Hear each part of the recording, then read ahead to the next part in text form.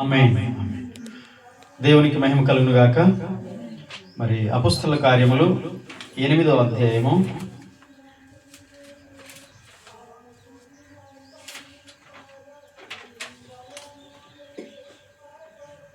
9వ వచనం నుంచి ఒకసారి చదువుకుందాం. గడిచిన వారంలో మనము అపొస్తలుల కార్యములు ఇది 8వ అధ్యాయము మొదటి వచనం నుండి స్టెఫను హతసాక్షి అయిన తర్వాత జరిగిన సంఘటనలు కొన్ని పరిశుద్ధ గ్రంథం నుంచి మనం ధ్యానం చేశాం. మొదటి 3 వచనాల్లో స్టెఫను గురించినటువంటి విషయాలు ఉన్నాయి. స్టెఫను చనిపోయి తర్వాత అతడు పాతి పెట్టబడిన తర్వాత జరిగిన సంఘటనలు, మరి ఆ సమయంలో సంఘానికి గొప్ప హింస కలిగింది. ఈ విషయాలన్నీ నేర్చుకున్నాం. 4 నుండి 8 వచనాల వరకు ఫిలిప్పు సమరయలో బోధించుట అనేటువంటి ఫిలిప్పు పరిచయం గురించిన విషయాలు ఇక్కడ ఉంటాయి. మరి ఆ సమయంలో జరిగినటువంటి సందర్భాన్ని మనం అర్థం చేసుకుంటే, గొప్ప హింస సంఘానికి వచ్చినప్పుడు అపొస్తలులు తప్ప యెరూషలేములో ఉన్న సంఘం అంతా చెదిరిపోయారు. పారిపోవడము, చెదిరిపోవడం అన్న పదాలు మనం పోయిన వారం నేర్చుకున్నాం. అయితే అక్కడ భయముతో పారిపోవడం కాదు, పారిపోవడం అంటే ఓడిపోవడం కాదు, నశించిపోవడం కూడా కాదు, చెదిరిపోవడం అంటే నశించిపోవడము కాదు. ఆ శ్రమ, హింస, బాధ మేలు కొరకే అన్న విషయాలు మనం నేర్చుకున్నాం. ఏంటి ఆ మేలు అంటే, ఒకే చోట ఉన్న సంఘం చెదిరిపోయిన తర్వాత సువార్తను ప్రకటిస్తూ ఆయా ప్రాంతాల్లో వారు పరిచర్య చేశారు. క్రీస్తు సువార్తను ప్రకటించారు. అక్కడ విశ్వసించిన వారందరూ రక్షణ పొంది సంఘాలు స్థాపించబడ్డాయి. అంటే ఒక శ్రమ, ఒక పరీక్ష, ఒక హింస మేలు కొరకే జరిగింది. అంటే సంఘము విస్తరించడానికి అది ఉపయోగపడింది. అలా చెదిరిపోయిన వారిలో ఫిలిప్పు ఒకడు. ఈ ఫిలిప్ అనేటువంటి ఈ యొక్క శిష్యుడు సమరయ అనే ప్రాంతానికి వెళ్ళాడు. చాలా మంది చాలా ప్రాంతాలు వెళ్ళిపోయారుగా, పారిపోయారు కదా. వారిలో ఫిలిప్ అనే ఇతడు సమరయ ప్రాంతానికి వెళ్ళాడు. అక్కడ వెళ్ళి ఆ ప్రాంతంలో యేసే క్రీస్తు, యేసే రక్షకుడు అని సువార్తను ప్రకటిస్తున్నాడు. ఫిలిప్పు పరిచర్య చేస్తున్నట్టుగా మనకు కనిపిస్తుంది. ఈ ఫిలిప్ ఎవరంటే, స్టెఫనుతో పాటు ఉన్నటువంటి వ్యక్తులు 7 భోజనాలు వడ్డించడానికి ఎవరైతే ఏర్పరచబడ్డారో వారిలో ఈ ఫిలిప్పు ఒకడు. స్టెఫను, ఫిలిప్పు కూడా ఉన్నాడు 7లో. ఈ ఫిలిప్పు సువార్తను ప్రకటిస్తున్నప్పుడు అనేకులు మరి యేసునందు విశ్వాసం ఉంచారు. ఇది 8 వచనాల వరకు ఉన్నటువంటి సందర్భం, ఫిలిప్పు పరిచర్య గురించి రాయబడిన విషయాలు. ఇక ఈ 9 నుంచి మనము గమనిస్తే, ఈరోజు ఇక్కడ ఒక ప్రత్యేకమైన ఒక వ్యక్తిని గురించి మనం నేర్చుకుంటాం. అయితే ఈ వ్యక్తి ద్వారా కొన్ని ప్లస్ మైనస్లు కూడా మనం నేర్చుకోవాలి. అంటే కొన్ని హెచ్చరికలు తీసుకోవాలి, కొన్ని జాగ్రత్తలు తీసుకోవాలి. మనం ఇంకా ఇలాంటి వ్యక్తుల ద్వారా ఏం నేర్చుకోవాలి? ఆయా సందర్భాల్లో కొంతమంది వ్యక్తులు పరిచయం అవుతారు. ఉదాహరణకి మరి అబ్రహాము జీవితంలో అబ్రహాముతో ఉన్న వ్యక్తి లోతుల గురించి కొన్ని విషయాలు మనం నేర్చుకున్నాం గతంలో. యేసు ప్రభువుతో ఉన్న 12 మంది శిష్యుల్లో కూడా ఈ యూదా ఇస్కరియోతు గురించి కొన్ని విషయాలు నేర్చుకున్నాం. మరి ఎలీషాతో ఉన్నటువంటి వ్యక్తులు తన పనివాళ్ళు శిష్యులు ఒకడు గేహాజీ గురించి కొన్ని విషయాలు నేర్చుకున్నాం. గతంలో ఉజ్జియా గురించి, నాబాలు గురించి, అంటే కొంతమంది వ్యక్తుల ద్వారా కొన్ని పాఠాలు మనం నేర్చుకుంటాం. అంటే అలాంటి విధానంలో మనం వెళ్లకుండా జాగ్రత్త పడడానికి ఫిలిప్పు సమరయలో పరిచర్య చేస్తున్నప్పుడు అక్కడ చాలా మంది సువార్తను విన్నారు, యేసును రక్షకుడిగా అంగీకరించారు. మరి ఫిలిప్పు చేసిన సూచక్రియలు, అతని ద్వారా జరిగినటువంటి కొన్ని కార్యాలు అక్కడ ఉన్నటువంటి ప్రజలు చూశారు. అంత మాత్రమే కాదు, అనేకులకు పట్టినటువంటి అపవిత్రాత్మలు వెళ్ళిపోయాయి. చాలా మంది స్వస్థత పొందారు. మరి సంఘ పరిచర్య దినాల ఆరంభ దినాల్లో దేవుని యొక్క కార్యాలు అద్భుతంగా మరి ప్రజల మధ్యలో జరిగాయి, సూచక్రియలు జరిగాయి, దేవుడు పనిచేశాడు. మరి ఆనాటి సంఘము అంత పరిశుద్ధత, అంత ప్రార్థన, అంత దేవునితో సహవాసం కలిగిన సంఘము గనుక దేవుని శక్తిని భూమి మీద చూడగలిగారు. ఇప్పుడున్నటువంటి చివరి దినాల్లో ఉన్నటువంటి ఈ సంఘము చాలా వరకు తన స్థితిని కోల్పోయింది. అనగా దైవత్వాన్ని, పరిశుద్ధతను, ఆత్మీయతను, భక్తి జీవితాన్ని కోల్పోయి నులివెచ్చని స్థితిలో ఉన్నది నేటి క్రైస్తవ సమాజం.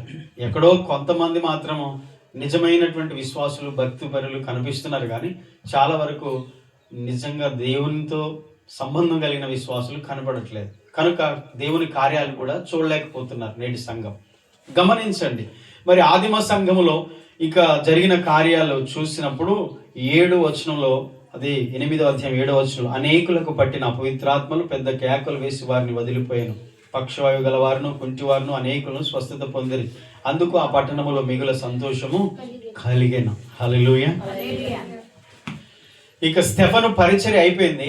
నెక్స్ట్ సంఘమునకు హింస కలిగి సంఘమంతా చెదిరిపోయి ఆయా ప్రాంతాలకు వెళ్ళిపోయారు. వెళ్ళిన విశ్వాసులు క్రీస్తుకు సాక్షులుగా ఉన్నారు. వారిలో ఫిలిప్పు ఒకడు. ఈ ఫిలిప్పు సమరయ ప్రాంతానికి వెళ్ళి అక్కడ క్రీస్తును ప్రకటిస్తున్నాడు, యేసుక్రీస్తును ప్రకటిస్తున్నాడు, సువార్త చెప్తున్నాడు.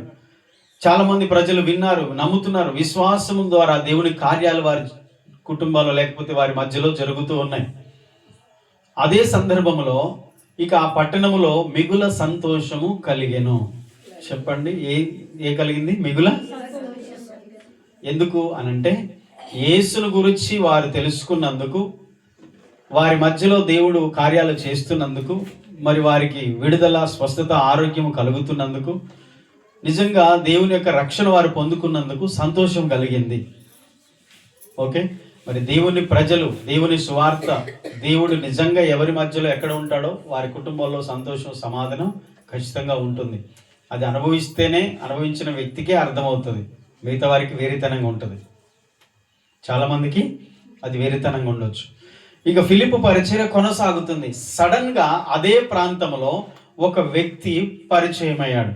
9వ వచనం, సీమోను అను ఒక మనుషుడు లోగడ ఆ పట్టణములో గారడి చేయుచు తానెవడో ఒక గొప్ప వాడని చెప్పుకొనొచ్చు సమరయ జనులను విభ్రాంతి పరచుచుండెను. ఇక్కడ నుంచి మీరు చాలా జాగ్రత్తగా వినాలి. ఫిలిప్పు పరిచర్య స్టార్ట్ అయింది. స్టెఫను పరిచర్య అయిపోయింది, ప్రసంగం చేశాడు.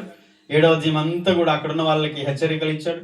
స్టెఫను పరిచర్య అయిపోయింది. ఫిలిప్పు 7గురిలో ఒకడు కనుక ఫిలిప్పు కూడా వెళ్ళి పరిచర్య చేస్తున్నాడు. ఫిలిప్పు పరిచర్యలో సడన్గా ప్రజలందరి మధ్యలో ఒక సంతోషం కలుగుతుంది. కానీ ఆ ప్రజలలోనే, ఆ ప్రాంతంలోనే ఒక మాంత్రికుడు ఉన్నాడు.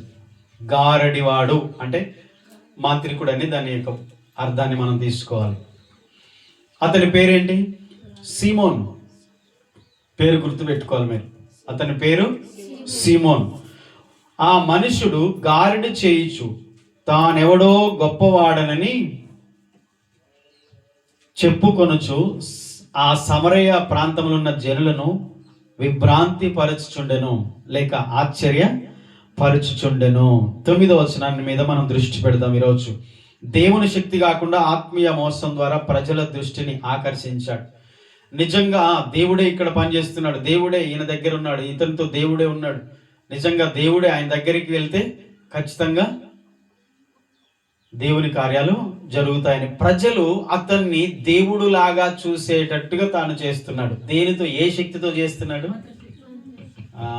దేవుని శక్తి కాదది. నిజంగా దేవుడు శక్తి అతనికి కలగలేదు. కానీ ఏం కలిగిందనంటే సాతాను శక్తితో అతడు పని చేస్తున్నాడు అన్నమాట. గమనించు, ప్రజల దృష్టిని ఆకర్షించాడు. ప్రజల దృష్టిని ఆకర్షించాడు. జనాన్ని అట్రాక్ట్ చేయడం, జనాన్ని ఆకర్షించడం, జనాన్ని తన వైపు మళ్లించుకోవడానికి ఒక శక్తిని ఉపయోగించి ఆ శక్తితో అతడు ప్రజలందరిలో మెప్పు పొందుకుంటున్నాడు. ప్రజలందరిలో తాను ఒక గొప్ప వ్యక్తినని అనిపించుకుంటున్నాడు. మరి బైబిల్లో చాలా సందర్భాలు ఇలాంటి వ్యక్తుల గురించి చెప్పబడ్డాయి. తిమోతి పత్రిక 2వ తిమోతి పత్రిక 3వ అధ్యాయము 13వ వచనం చూడండి. సమాజంలో ఇలాంటి పరిస్థితులు మనము చాలా గమనిస్తాం. ఇప్పుడున్నటువంటి పరిస్థితుల్లో మనము చాలా విషయాలు మనము చూస్తున్నాం మన సమాజంలో, మన చుట్టూ. మరి ఇది ఆ దినాల్లోనే దేవుని సువార్త పరిచర్య జరుగుతున్న టైంలో ఎదురైన పరిస్థితులు. ఒకసారి చదువుతారా? 3వ అధ్యాయం 13వ వచనం. 2వ తిమోతి పత్రిక 3వ అధ్యాయము 13వ వచనం చదవండి. అయితే దుర్జనులను, వంచకులను, ఇతరులను మోసపరచుచు తామును మోసపోవచ్చు, అంతకంతకు చెడిపోదురు. సమాజంలో ఇలాంటి వ్యక్తులు ఉంటారు. ప్రజలని మోసం చేసేటువంటి వ్యక్తిత్వం ఇది. అంత్య దినాల్లో ఎలాగుంటారు, అంత్య దినముల్లో మనుషులు ఎలాగుంటారు, చాలా లిస్ట్ ఇక్కడ ఉంది. కానీ కొంతమంది గురించి చెప్పబడింది. దుర్జనులను, అంటే సజ్జనులు కాదు వీళ్ళు, మంచి మనసు, మంచి హృదయం, మంచి వ్యక్తిత్వం కలిగిన వారు కాదు. ఇది దుర్జనులు, నిజంగా చెడును అనుసరించేవారు, చెడును కలిగేవారు, చెడు చేసేవారు. రెండవది వంచకులు, వంచన చేయడం, వంచన చేయడం అంటే మోసం చేయడం, ప్రజలను వంచన చేసి మంచి అని చూపించి చెడు ప్రజల్లోనికి ప్రవేశపెట్టడం. మూడవది ఇతరులను మోసపరచు. నిజంగా ఇతడు మంచి చేస్తున్నాడు మనకు అన్నట్టుగా ప్రజలు కనిపిస్తుంది, కానీ నిజానికి ఏం చేస్తున్నాడు? మోసం చేస్తున్నాడు. ఆ మోసము వంచన చేస్తూ, మోసం చేస్తూ తామును మోసపోతారు. వాళ్ళకి తెలియదు ఇతరులను మేము మోసం చేస్తున్నాం అనుకుంటున్నారు, కానీ వారే మోసపోతున్నారు అన్న విషయం వారికి అర్థం కాదు. తాను మంచివాడిని అనిపించుకుంటున్నాడు, తాను గొప్పవాడిని అనిపించుకుంటున్నాడు ప్రజల మధ్యలో. ఇది చాలా ప్రమాదం. ఇలాంటి వ్యక్తులను మనం గుర్తించాలి. ఒకవేళ అలాంటి వ్యక్తుల మోసాలు మనం పడకుండా మనం జాగ్రత్త పడాలి. తామును మోసపోవచ్చు, చెడిపోతారట. మోసపరుస్తారు, తామును మోసపోతారు, అంతకంతకు చెడిపోతారు. ఈ సమరయ ప్రాంతంలో సీమోను అన్న ఒక వ్యక్తి ఉన్నాడు. ఇతడు గారడి విద్య చేసేవాడు, అనగా మాంత్రికుడు. ఇతడు ప్రజలకు తాను గొప్పవాడనని, తానొక దైవమని, తనొక గొప్ప దేవుని శక్తి అని ప్రజలకు చూపించుకుంటూ ప్రజల్ని మోసం చేస్తున్నాడు. మాంత్రిక విద్యలు చేసేవారికి దేవుడు వ్యతిరేకం. ఇలాంటి మోసపు క్రియలు, మోసపు పనులు, మోసపు చేష్టలు చేసే ప్రజలను మోసపరిచే వాళ్ళకి దేవుడు విరోధి అని ఆనాడు మోషే ద్వారా ఇజ్రాయేల్ ప్రజలకు చెప్పాడు. మీ మధ్యలో ఇలాంటివి ఉండకూడదు అని. ద్వితీయోపదేశకాండం 18వ అధ్యాయం 10-11 వచనాల్లో స్పష్టంగా ఉంది. అలాంటి వారికి, అలాంటి క్రియలు చేసేవారికి దేవుడు వ్యతిరేకి అంట. ఇతన్ని దేవుని మహాశక్తి అని పిలిచారట.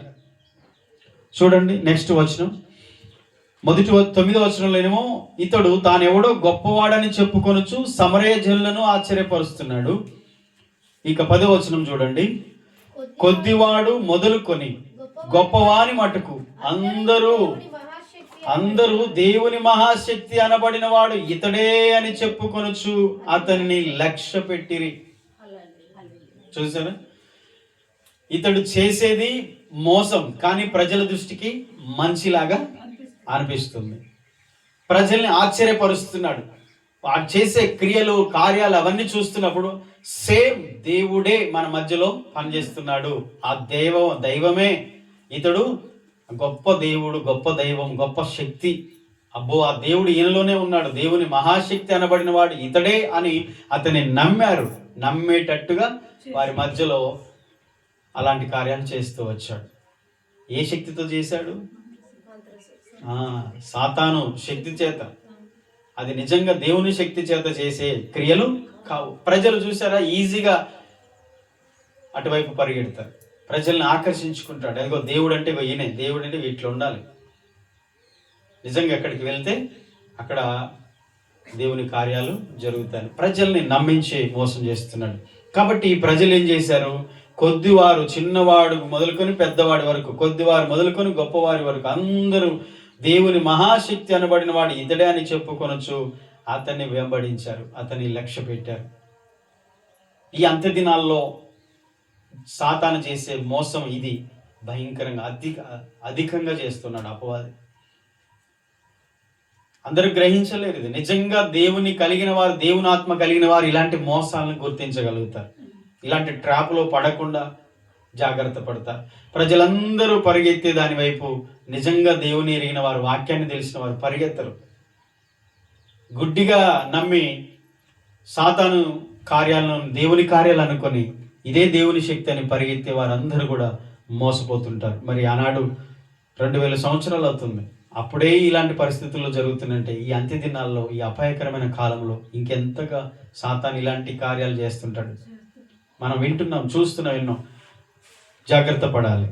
అందుకనే ఇతన్ని దేవుని మహాశక్తి అని పిలిచారు. ఇది మనుషులను దేవుని స్థానంలో పెట్టే ఒక ప్రమాదం. ఇప్పుడు అందరూ కూడా దేవుళ్ళు అయిపోయారు. ఎక్కడికి వెళ్ళినా దేవుడు వెలుస్తున్నాడు. అక్కడొక దేవుడు, ఇక్కడొక దేవుడు, అక్కడొక దేవుడు, అక్కడొక దేవుడు. అందరూ కూడా మనుషులను దేవుని స్థానంలో పెట్టుకుంటున్నారు. వాళ్ళకు వాళ్ళే.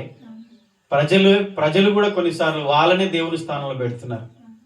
మనిషిని దేవుని స్థానంలో ఉంచి దేవునిగా చూడడం ఎంత ప్రమాదం చెప్పండి.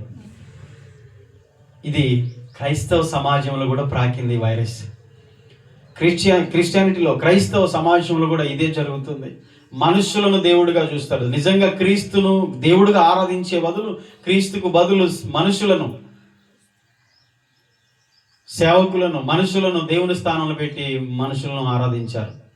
ఇప్పటికి కూడా క్రైస్తవులు ఇలాంటి ప్రమాదం జరుగుతుంది. నిజంగా దేవుని స్థానం దేవునిదే. దేవుని స్థానంలో దేన్ని ఉంచడానికి వీలు లేదు. గమనించండి, దేవుని స్థానం దేవునిదే. దేవుని స్థానాన్ని ఇంకొకరికి ఇవ్వడానికి వీల్లేదు. జాగ్రత్త పడాలి. కాబట్టి దేవుడు తన మహిమను ఎవ్వరికి ఇవ్వడు. యెషయా 42:8 దేవుడు స్పష్టంగా చెప్పాడు, నేను నా మహిమను ఎవరికి ఇచ్చేవాడను కాను. దేవుని మహిమను దొంగిలించే ప్రయత్నము అపవాదైనా మనుషులైనా ఆ స్థానాన్ని ఏది కూడా తీసుకోవడానికి వీలు లేదు. ఎందుకంటే దేవుడు మాత్రమే అన్నిటికీ మహిమకు అర్హుడు. ఆయన స్థానంలో దేన్ని ఉంచకూడదు. దేవుని స్థానంలో దేన్ని పెట్టినా అది చాలా ప్రమాదం. అది చాలా ప్రమాదం. బైబిల్లో అలాంటి స్థితిలోనికి వెళ్ళిన వారు ఎంతోమంది ఉన్నారు. ఉదాహరణకి నెబుకద్నెజర్ రాజు, నేనే ఈ ప్రపంచంలో గొప్పవాడిని, నేనే ఈ ప్రపంచం అంతటికి నేనే బాసుని, నేనే ఈ మహాబబులోను కట్టించింది నేనే, ఇదంతా నేనే సంపాదించుకున్నా, ఇది నా బలం, ఇది నా శక్తి అని ఎప్పుడైతే అనుకున్నాడో 7 సంవత్సరాలు పశువులతో గడ్డి మేస్తాడు. అంటే గర్విష్ఠులను ఆయన గడ్డి మేపించాడు. మనిషి అతిశయించడానికి ఏ కారణం లేదు. నేనే అని చెప్పుకోవడే పరిస్థితి నీకు వచ్చిందంటే అది మనసులో, హృదయంలో అహంకారం నింపినప్పుడు నిజంగా ఆ స్థానాన్ని నువ్వు దేవుని స్థానానికి నువ్వు వెళ్తున్నట్టు, దేవుని స్థానాన్ని మనిషి తీసుకుంటున్నట్టు. ఆ అతిశయం అంతా చెడ్డది. అది ఎప్పుడు రానియద్దు. నేనేమై ఉన్నానో ఆయన కృప వల్లనే, నాకు కలిగి ఉన్నది అంతయు ఆయన దయ వల్లనే. ఎప్పుడు కూడా మనల్ని మనం జీరోగా చేసుకుంటూ ఉండాలి. నేను ఖాళీ, నేనేమి లేను, నేనేం చేయలేను, నేనేం చేయలేదు, నా వలన ఏది జరగలేదు, కేవలం ఆయన కృప, ఆయన దయ అనే మాట ప్రతి మంచి వ్యక్తి, నిజంగా దేవుని యందు భయభక్తి ఉన్న వ్యక్తి మాట్లాడతాడు. ఒకవేళ అలాంటి స్థితికి వెళితే అది చాలా ప్రమాదం. ఇంకా అంటున్నాడు దేవుని వాక్యం మనం చూస్తే రోమా 1:25 సృష్టికర్తను విడిచి సృష్టిని పూజించారు మనుషులు. దేవుని స్థానంలో వస్తువులను పెట్టారు, బొమ్మలను పెట్టారు, విగ్రహాలను పెట్టారు. దేవుని స్థానంలో మనుషులను పెట్టారు, దేవుని స్థానంలో వస్తువులు పెట్టారు, దేవుని స్థానంలో వెండి బంగారాలు పెట్టారు, దేవుని స్థానంలో డబ్బును పెట్టారు, దేవుని స్థానంలో ఆస్తిపాస్తులను పెట్టారు. దేవుని స్థానంలో పెట్టకూడనివన్నీ పెట్టేశాడు మనిషి. ఇప్పుడు ఆ సృష్టికర్తని వదిలేసి సృష్టిని ఆరాధిస్తున్నారు మనుషులు. అన్నిటినీ సృష్టించిన ఆ సృష్టికర్తకు బదులుగా ఈ సృష్టిని పూజించారు. ఎంత ప్రమాదం చెప్పండి. ఎంత భయంకరమైనటువంటి స్థితిలో మనుషులు ఉన్నారు. ఆ ప్రమాదం వారికి అర్థం కావట్లేదు. గమనించండి, మనం ఆ స్థితికి వెళ్లకుండా జాగ్రత్త పడాలి. వింటున్నారమ్మా? ఎందుకు ఇవన్నీ నేర్చుకుంటున్నామంటే మనకు ఇవి పాఠాలు. ఒక వ్యక్తి జీవితము చూడండి, తాను వట్టివాడే కానీ తాను ఎన్నికైన వాడిగా చూపించుకుంటున్నాడు. తాను మోసగాడు, తాను దుష్ట శక్తి చేత నడిపించబడి దుష్ట శక్తి చేత ప్రజల మధ్యలో మంచివాడిగా దేవుడిగా కనిపించుకొని ఇది దేవుని శక్తి అన్నట్టుగా చూపించుకుంటున్నాడు. అంటే దేవుని స్థానంలో తనను తాను ఉంచుకున్నాడు. ప్రజలు కూడా అదే స్థితిలో ఉంచారు. ఇది దేవుని మహాశక్తి అనబడిన వాడు ఇతడే అని ఒక మాంత్రికుడిని దేవుణ్ణి చేసేసారు. ఈ ప్రజలు ఎంత ప్రమాదంలో ఉన్నారు చూడండి. ఈ ప్రజలు ఎంత ప్రమాదంలోకి వెళ్ళిపోతున్నారు. అతడు ప్రజల చేత మోసగాడై ఉండి మంచివాడని అనిపించుకునే తానెంతగా మోసపోతున్నాడు. ఇంతకుముందు తిమోతి పత్రిక చదువుకున్నాక తాము మోసం చేయొచ్చు, తామే మోసపోవచ్చు, ఇంకా ఇంకా చెడిపోతారట. మనిషికి అర్థం కావట్లేదు. దేవుడు ఉన్నాడు, ఆయన యథార్థవంతుడు, నీతిమంతుడు, ఆయన న్యాయవంతుడు, ఆయన జడ్జ్ చేస్తాడు, తీర్పు తీరుస్తాడు. న్యాయం అనేది ఒకటి ఉంది, నీతి అనేది ఒకటి ఉంది. దీని ప్రకారం మనం జీవించాలి అనేది లేకుండా ఎప్పుడైతే విచక్షణ కోల్పోతున్నారో మనస్సాక్షిని మోసపరుచుకొనొచ్చు, తమను తాము మోసం చేసుకొనొచ్చు, యథార్థతను విడిచిపెట్టి అబద్ధమును మాట్లాడుతూ అబద్ధమును నమ్ముతూ వెళుతూ తాను మంచివాడని అనిపించుకుంటున్న మానవుడు ఎంత ప్రమాదానికి వెళ్తున్నాడో అర్థం కావట్లేదు. తన కడవరి స్థితి ఎలాగుంటుంది? ఎంత దయనీయం అది ఆ పరిస్థితి.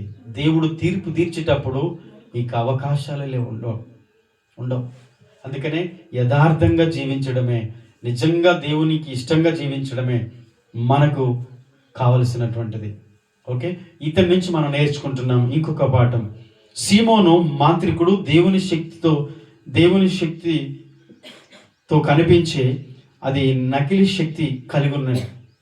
పైకి మాత్రం అది మంచివాడే అనిపించుకుంటున్నాడు, పైకి దేవుని శక్తి ఇది అనుకుంటున్నాడు. కానీ నిజంగా అతడు దేన్ని ఆధారం చేసుకొని చేస్తున్నాడు ఆ పనులన్నీ? నిజంగా దేవుని శక్తిని ఆధారం చేసుకొని చేస్తున్నాడు? గమనించాలి, మరి జాగ్రత్త పడాలి. ఎక్కడి పడితే అక్కడ పరిగెత్తొద్దు. అన్ని ప్రాంతాల్లో అన్ని కార్యాలు దేవుని ద్వారా జరగట్లేదు. మరి క్రైస్తవ సమాజంలో గమనించండి, చర్చెస్లో, సంఘాల్లో, అన్ని సంఘాల్లో అద్భుతాలు జరుగుతున్నంటే దేవుడు చేయట్లేదు. చేస్తున్నాడు, దేవుడు చేస్తున్నాడు, కానీ అన్నీ నిజంగా దేవుని శక్తి ద్వారా జరుగుతున్నాయని మనం గమనించదు. అక్కడ వాక్యానుసారమైన సంఘమేనా? వాక్యానుసారంగా విశ్వాసులు ఉన్నారా? వాక్యము ఉందా? లేక వాక్యము సైడ్ పక్కకి వెళ్ళిపోయి ఇంకా అక్కడ ఏం జరుగుతుంది? నిజంగా దేవుడే పని చేస్తున్నాడు. దేవుడు పని చేస్తే వాక్యానుసారంగా ఫలభరితంగా సంఘం ఉందా? ఆత్మ ఫలాలు వారిలో ఉన్నాయా? లేకపోతే ఇంకా భయంకరమైన పాపములో ఉండి కూడా అద్భుతాలు జరుగుతున్నాయా? పాపం చేస్తూ కూడా అద్భుతాలు చూస్తే వారు ఉన్నారు, పాపములో ఉండి కూడా అద్భుతాలు, సాతాను శక్తి ద్వారా కూడా అద్భుతాలు జరుగుతాయి అనడానికి ఉదాహరణ ఇదే. బైబిల్లో ఉన్నది తీసుకోవాలి మనం, ఇంకా బయటది ఏది అవసరం లేదు మనకి. వింటున్నారా?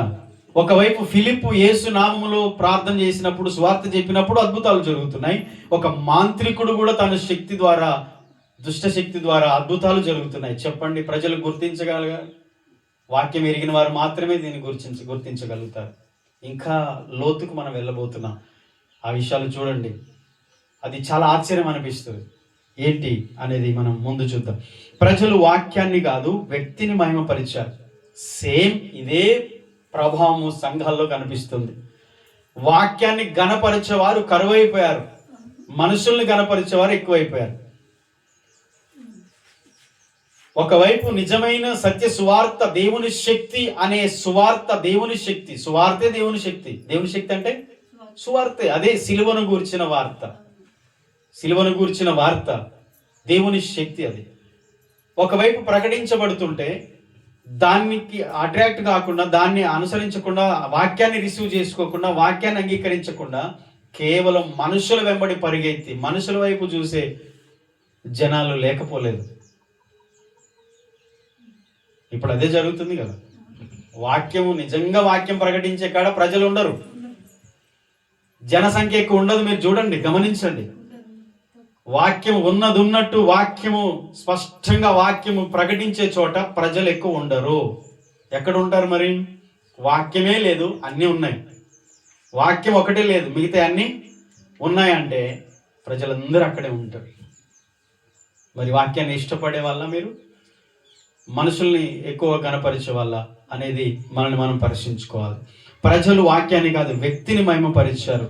ఇక్కడ దేవుని శక్తిని నిజంగా వారు గుర్తించకుండా, వాక్యాన్ని గుర్తించకుండా అబద్ధాల వైపు పరిగెత్తిన ప్రజలు ఆనాడు ఉన్నారు, ఈ రోజుల్లో కూడా ఎక్కువగా ఉన్నారు. వ్యక్తి కేంద్రిత విశ్వాసం కాకూడదు అనేది మనం నేర్చుకోవాలి. కొన్ని హెచ్చరికలు ఈరోజు, ఇంతకుముందు చెప్పానుగా, ఈరోజు కొన్ని జాగ్రత్తలు, కొన్ని హెచ్చరికలు మనం తీసుకుంటే నానా బోధలు, నానా రకాల విధానాలు సమాజంలో కూడా చూస్తావు.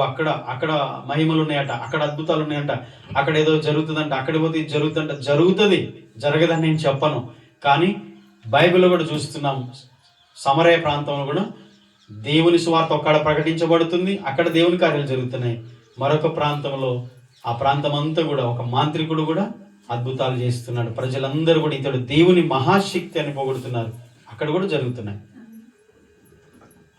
ఆలోచించండి, దేన్ని మనం బేస్ చేసుకోవాలి? అద్భుతాలు అంతటా జరుగుతాయి, కానీ దేవుడు ఎక్కడున్నాడు, దయ్యం ఎక్కడుంది గుర్తించగలిగే ఆ వివేచన జ్ఞానం మనకు కావాలి. నేటి సంఘాల్లో కనిపించే ప్రమాదాలు ఏంటంటే, ఒకటి, వ్యక్తి కేంద్రిత విశ్వాసం అంటే ఒక వ్యక్తిని ఒక అభిమానిగా చేసుకొని వ్యక్తిని ఫాలో అవుతుంటారు.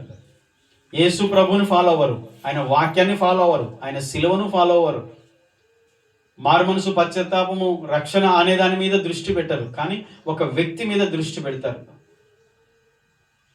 మరి సంఘాల్లో కూడా అలాంటి పరిస్థితి, క్రైస్తవ జీవితాల్లో ఇలాంటి పరిస్థితి వస్తుంది. ఇప్పుడు ప్రజలందరూ కూడా ఒక పలాని బాబా, పలాని స్వామి, పలాని అయ్యగారి పలానా అని చెప్పేసి అనుకొని ప్రజలు వెళ్తుంటారు. క్రైస్తవులు కూడా అదే పరిస్థితి. పలానా పెద్ద పాస్టర్, పలానా ఆయన అక్కడికే పోవాలి. ఏంటిది? ఒక వ్యక్తి మీదనా విశ్వాసం, క్రీస్తు మీదనా? ఒక విశ్వాసం ఎక్కడ ఉంచాలి? ఒక మనిషి మీదనా, దేవుని మీదనా? కదా, అది తప్పిపోయారు. రెండవది, అద్భుతాల వెంబడి పరిగెత్తడం. ఆ చర్చికి పోతే అక్కడ ఏం జరగవు, పలానా కాడికి పోతే వేల మంది అసలు అక్కడికి వెళ్తే మస్తు జరుగుతాయి అద్భుతాలు, జరుగుతాయి. కానీ అక్కడ ఎవరు చేస్తున్నారు అద్భుతాలు? క్రీస్తున్నాడా? వాక్యం ఉందా? లేక అక్కడ మోసపు ఆత్మ పనిచేస్తుందా? సేవకుడు మంచివాడే కావచ్చు, కానీ ఏం పని చేస్తుంది అక్కడ? ఏ ఆత్మ పని చేస్తుంది? ఏ కార్యాలు జరుగుతున్నాయి? నీకు అద్భుతమే కావాలా, వాక్యం కావాలా అనేది మనం ప్రశ్నించుకోవాలి. మూడవది ఏంటంటే, వాక్యం కంటే అనుభవానికి విలువ ఇవ్వడం, అలంకరణకు, ఆడంబరాలకు విలువ ఇవ్వడం. ప్రజలు అట్రాక్ట్ అయిపోతున్నారు. దేన్ని బట్టి? అక్కడికి వెళ్తే అక్కడ ఏముంటుందో భౌతికంగా వారి కంటికి నచ్చే విధంగా ఉంటే చాలు అక్కడికి వెళ్తున్నారు. అంతే. ఇంకా అక్కడ ఏమన్నా జరగని, అక్కడ ఏదన్నా కానీ అక్కడ ఏం పని చేస్తుందో అన్నదానికి, అక్కడ ఏ స్పిరిట్ పనిచేస్తుందో ఆ ప్రజల మధ్యలో, అక్కడికి వెళ్ళిన ప్రజలు పశ్చాత్తాపడి నిజంగా వారి జీవితాలను సరిచేసుకొని, వారి హృదయాల్లో ఉన్న పాపమునంతా కడుక్కొని, పాపమును ఒప్పుకొని క్రీస్తును సొంత రక్షకుడిగా అంగీకరించి సాక్షులుగా బ్రతుకుతున్నారా? అక్కడికి వెళ్ళిన ప్రజలు కేవలం ఉద్రేకపరులుగా, శరీరాన్ని మనసును ఉద్రేకపరుచుకొని కేవలం ఉల్లాసవంతులుగా మార్చబడి ఎక్కడ కూడా మాదిరి లేకుండా ఉంటున్నారా? ఒక్కసారి ఆలోచించాలి. ప్రజలు పై రూపాన్ని చూస్తూ పరిగెడుతున్నారు.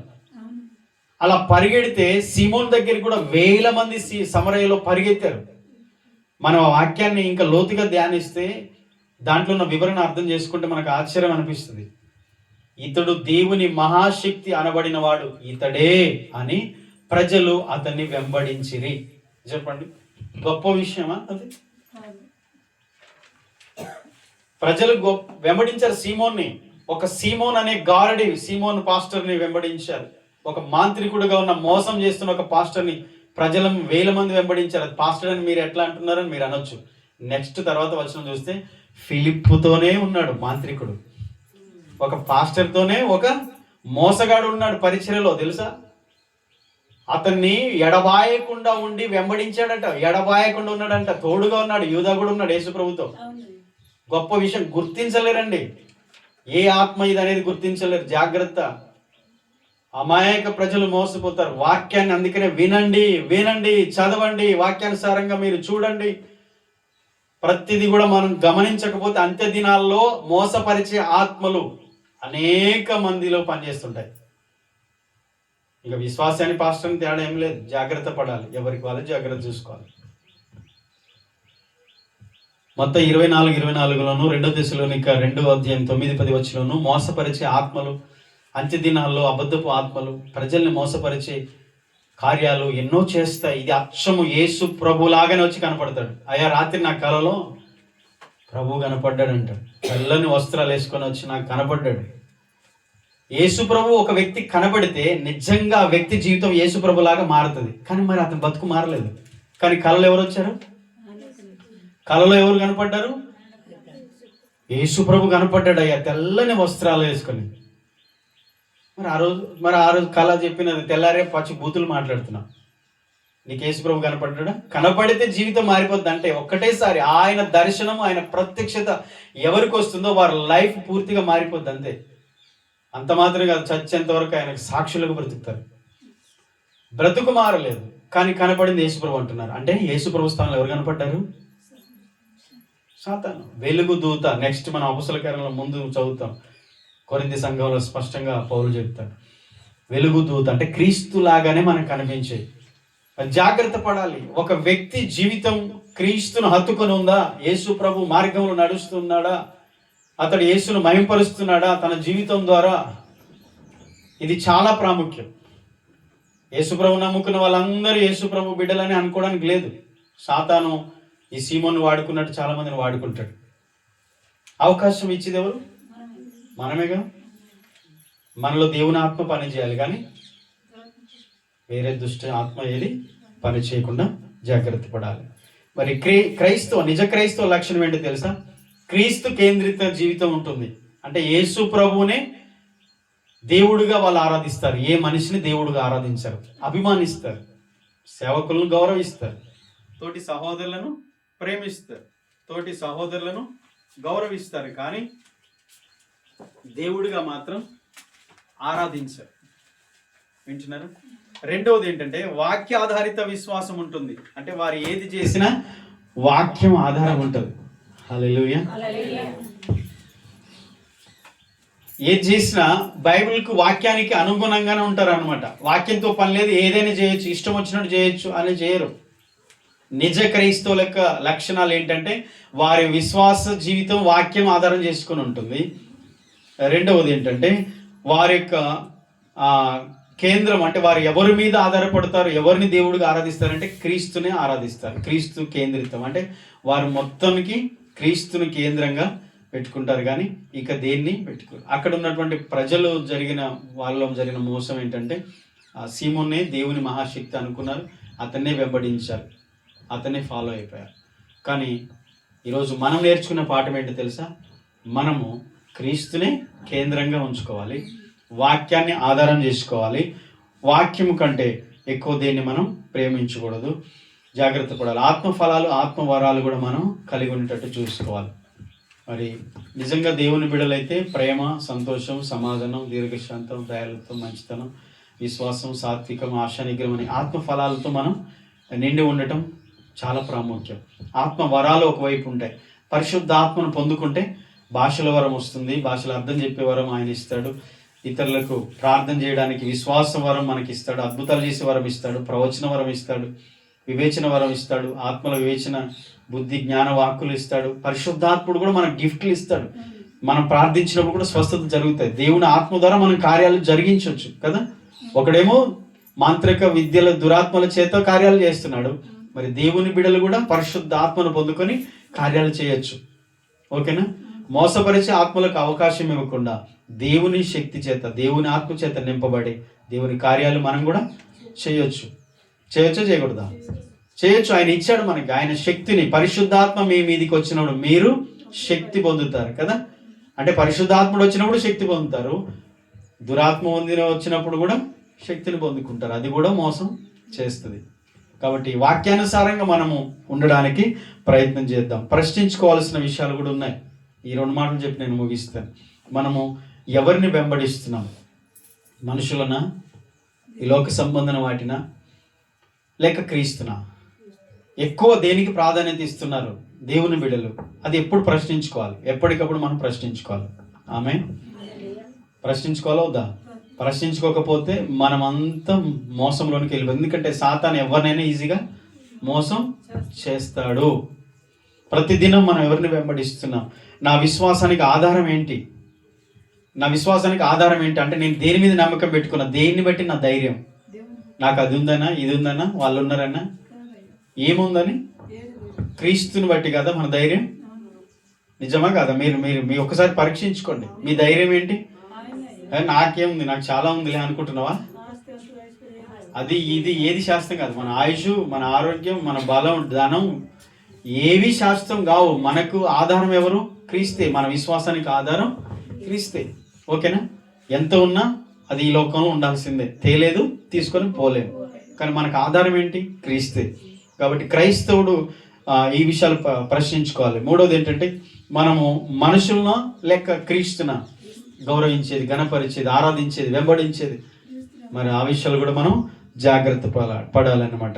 ఇంకా చాలా కాలంగా మరి సీమోను బహుకాలముగా అనే కింది వచ్చిన ఉంటుంది. నెక్స్ట్ వారం అది ధ్యానం చేద్దాం. బహుకాలముగా ప్రజల మధ్యలో ఈ కార్యాలు చేస్తూ వస్తున్నాడు కనుక బహుకాలంగా చేసేది మోసం చేయడానికి చాలా అవకాశం అనమాట. అంటే చాలా సీనియర్ ఆయన, వాళ్ళు చాలా సీనియర్స్ కాబట్టి ఏదైనా చేయొచ్చు.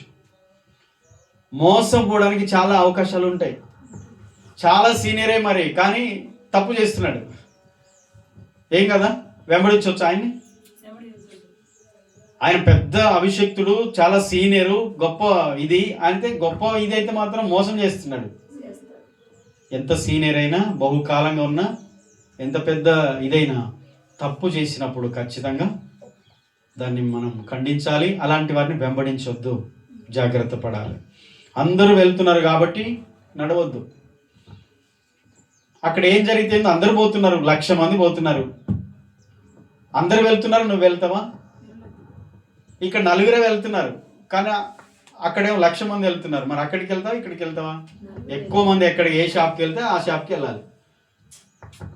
ఇప్పుడు ఒక షాప్ కాడ ఎప్పుడు 20-30 మంది ఉంటారు, ఒక షాప్ కాడ ఒక్కరు కూడా ఉండరు, ఎప్పుడో ఒకరు వస్తారు.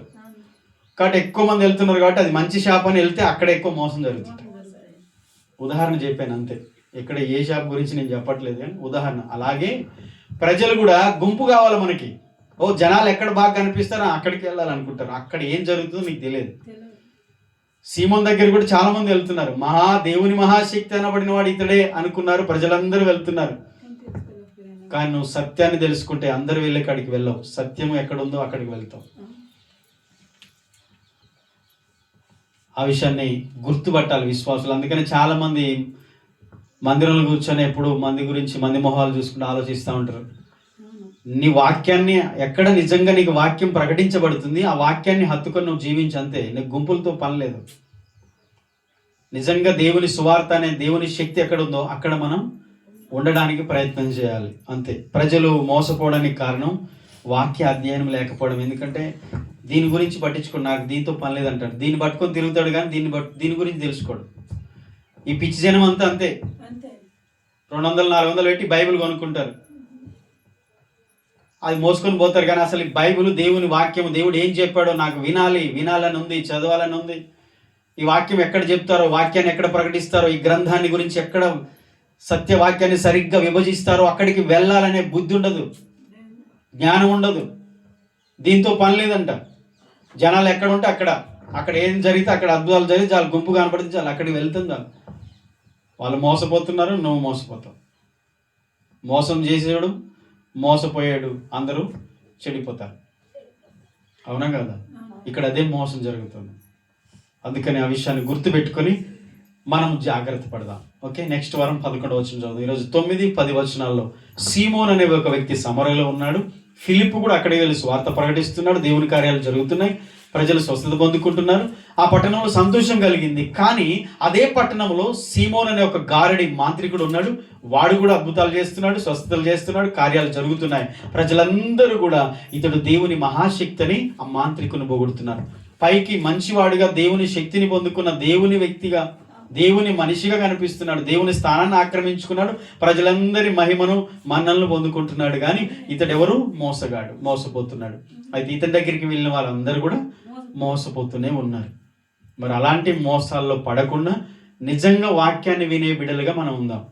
వాక్యాన్ని చదువు రాకపోయినా వినడానికి ఇంట్రెస్ట్ పెడదాం. అయ్యా నాకు చదువు రాదు కానీ ఎక్కడ వాక్యం ఈరోజు ప్రకటించబడుతుందో ఆ వాక్యాన్ని నేను వినాలి అని పరిగెత్తాలి వాక్యం కొరకు.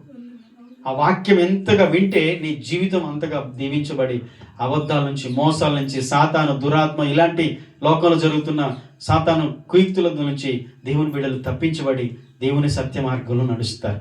మరి అంత్య దినాల్లో అయితే అబద్ధ సేవకులు, అబద్ధ ప్రవక్తలు, అబద్ధపు అపస్తరులు, దొంగ బోధకులు, అబద్ధ విశ్వాసులు, అబద్ధపు బోధలు ఎన్నో విజృంభిస్తున్నాయి. మరి గుర్తించేది ఎలా? తప్పించబడేది ఎలా? దేవుని ప్రజలు కాపాడబడేది ఎలా? ఈ వాక్యాన్ని సరిగ్గా చదివి విని దాని ప్రకారం దానికి లోబడి జీవించే వాళ్ళు మాత్రమే కాపాడబడతారు.